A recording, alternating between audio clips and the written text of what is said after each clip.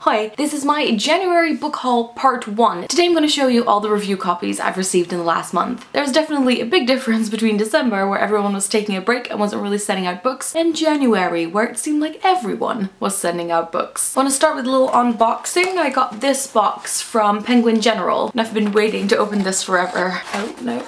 Yep. So this is what's in here. First of all, there's a...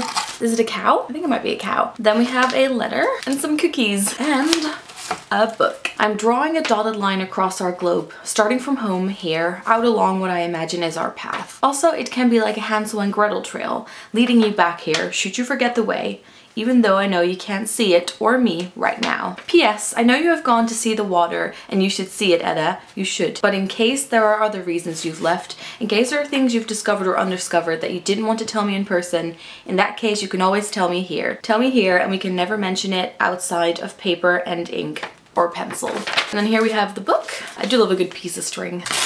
Etta and Otto and Russell and James. This is about a woman called Etta who has always wanted to see the sea. So at the age of 82, she gets up very early one morning, takes a rifle, some chocolate, and her best boots, and begins walking the 2,000 miles to water. I've heard lots of good things about this book, including from some of my friends, so I'm gonna check it out. Then I got the special 10th anniversary edition of Looking for Alaska by John Green from HarperCollins. It's very, very shiny and it has black sprayed edges, and it says that it is the author's cut. It has a Q&A with John in the back and has the original draft opening from August 2003. I already have an old and signed edition of Looking for Alaska, which obviously I'm not getting rid of, but it's a book that I sort of like to reread every year, so I'll be reading this edition this time. It's really interesting to see how it's sort of being presented now that John is mega famous, and the fact that it has the "if people were rain, I was drizzle and she was a hurricane" quote in the front. Then from Electric Monkey, I was sent Can't Look Away by Donna Cooner, which is a YA novel about a beauty guru. The younger sister of the main character died in a car accident. Now the family has moved all the way across the country, and the main character Tori, or Beauty Stars with a Z 15, has to sort of figure out how she wants to live her life. I've actually already read this one and I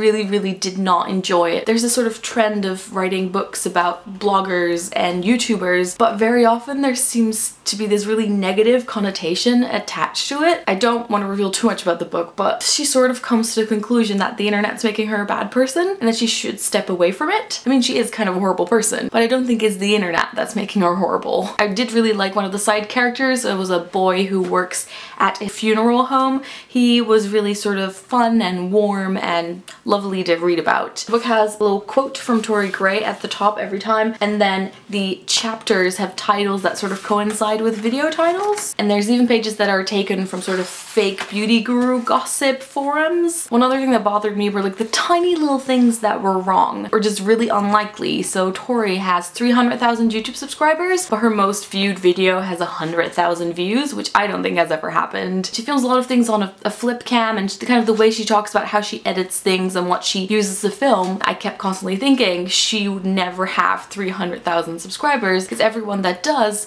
usually has really high production value and puts lots and lots of time into their videos. And she says a lot of things like, oh, I just sit down and film on my webcam and just show people what I've bought. One of the chapter titles is Get Ready With Me Every Day Makeup Tutorial, which seems to be a blend of the Get Ready With Me video and the Everyday Makeup Tutorial, except that it's sort of split up in the wrong way. To anyone that like intensively watches YouTube, it feels like the research is a little bit incomplete. So I wasn't a fan of this, but I do want to try and find some books about bloggers or YouTubers that I actually do like. Then we have The Art of Being Normal by Lisa Williamson, and I requested this from David Fickling Books. First of all, beautiful end papers, and as you might be able to tell from the cover, one of the main topics in this book is being transgender. This was published in January, and I think it's going to be the first book that I've ever read that has a transgender character in it, so I'm very excited to read it. Then two more. The next one I have is Vanishing Girls by Lauren Oliver. Now she wrote the Delirium series and Panic. I haven't read any books by her, but I know people are always talking about her books. This is coming out in March and is about two sisters, Dara and Nick, and Dara gets into an accident and it leaves her with a scarred face, and for some reason the sisters kind of get out of touch, and then Dara disappears, and then another girl from the town town also disappears. Hence the title Vanishing Girls. I've noticed that all the chapters start with a date and the person's name and the exact time, and it looks like it also has some chat logs in it. Looks like it's going to be quite a quick read, so I'm quite interested in reading my first Lauren Oliver book. And this was sent to me by Hodder, or Chapter 5, which is their YA imprint. And then finally I got another book from Hodder, which is Alice and the Fly. The title's just here and not on the cover because it's a proof copy. It's a book about phobias and obsessions and about finding love. Oh, and apparently the main character has severe arachnophobia. So those were the books that I was sent for review in January. It means I've got plenty of reading to do. If you've read any of these books or if you look forward to reading any of them, let me know in the comments and I'll talk to you guys later. Doei! Hell me cool.